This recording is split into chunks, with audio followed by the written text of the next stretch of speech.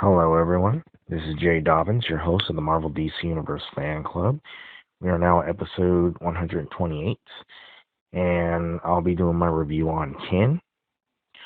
I do apologize for the delay, so, but, anyway, um, spoiler alert, if you have not seen the movie Kin, I strongly suggest that you do not listen to this episode. You've been warned.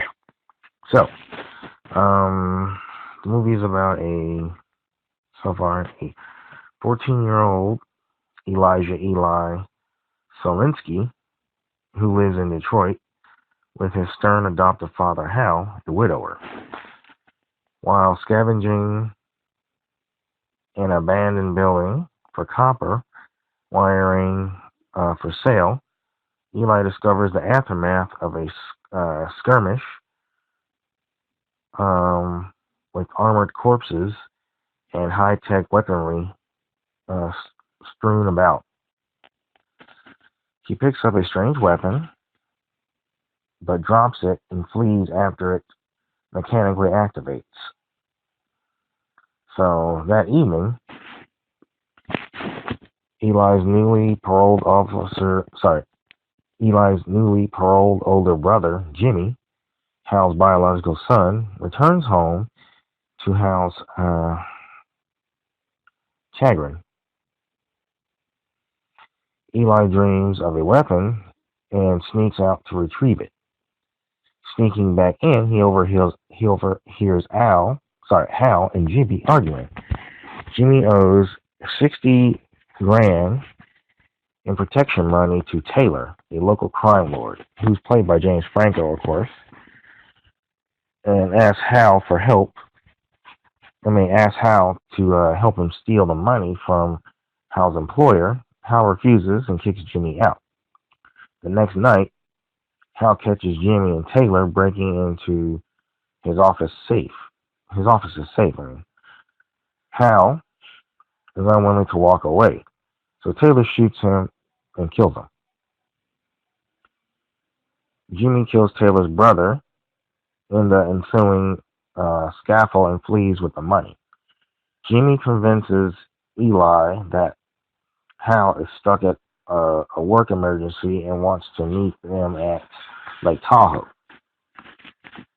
So, Eli secretly packs the weapon, and they leave moments before Taylor and his gang arrive to ransack the house.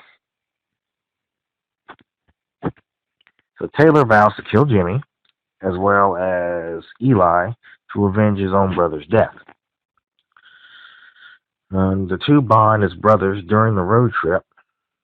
So Jimmy takes Eli into a strip club where both befriend one of the strippers, Millie, played by Zoe Kravitz.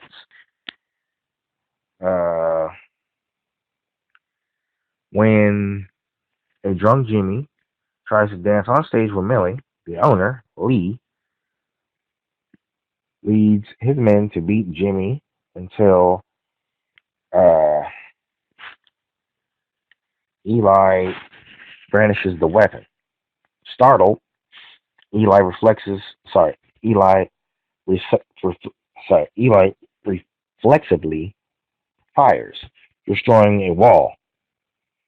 The brothers flee, and Millie spontaneously joins them.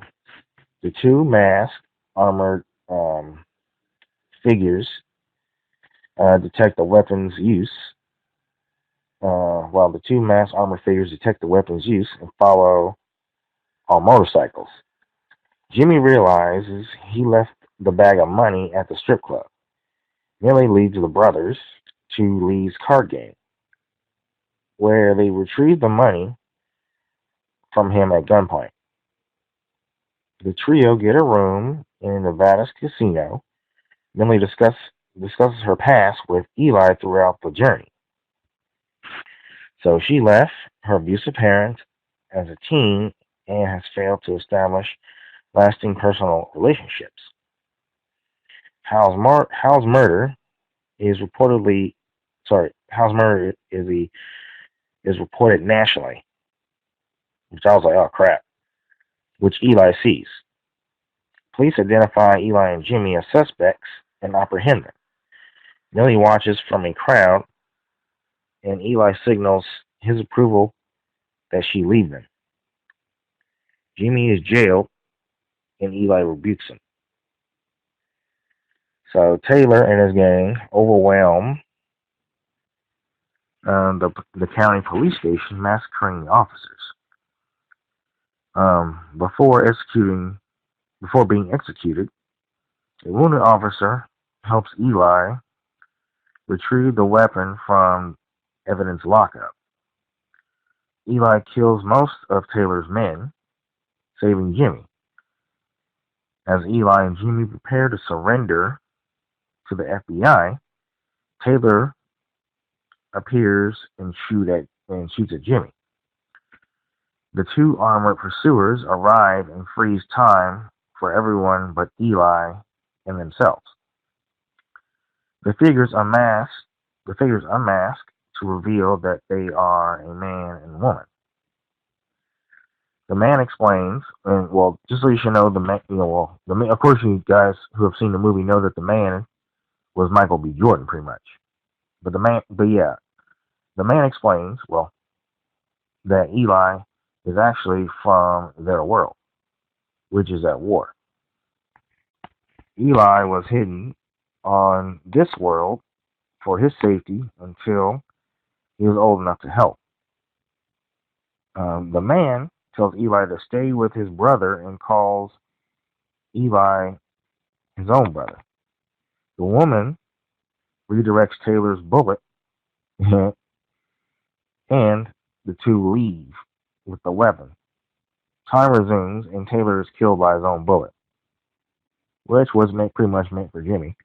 But the brothers are taken into custody. Agent Morgan Hunter tells Eli that Jimmy will go to prison, but maybe not for very long if he is cooperative.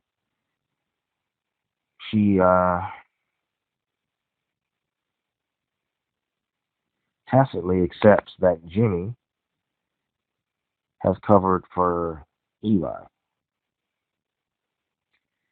who will not discuss the weapon. Millie arrives and waves at Eli.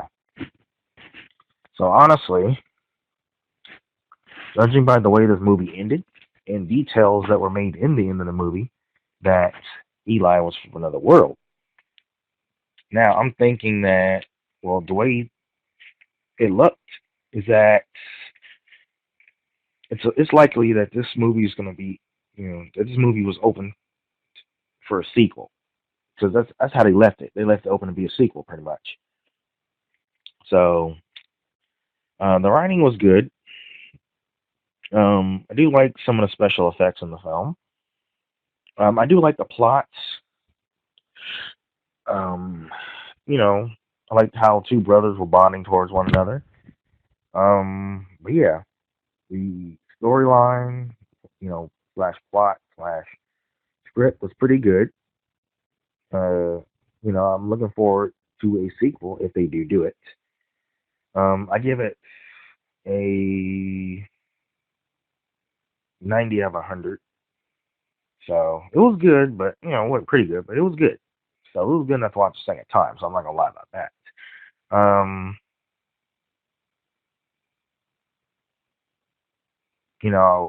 I wish that Jimmy didn't go to prison. I wish they could find out. It would have been cool if they would exited the portal. Him, Eli, the man and woman, and Jimmy. And that Jimmy could go with him. That would have been cool if they all escaped that way. Jimmy would have been into another world, but he would have been away from the authorities out of their custody. So, but I feel like they could have done more with the film. But other than that, I thought it was good. I'm not saying it was worthy of an Academy Award, but it was good enough to watch a second time and definitely buy on iTunes, no doubt. But, I want to learn more, about his world. Now that I know that Eli is not human, which explains why he was able to wield the weapon. So, but yeah, I didn't see that part coming. So that was a unique twist to it. But, they left it open for a sequel. So hopefully in the sequel, I'll learn more. And hopefully Jimmy would join Eli in the fight in his world, pretty much. Um, so, but yeah, so that's it. That concludes this review. Feel free to visit us and like us on Facebook. We're available on iTunes and the Google Play Music app.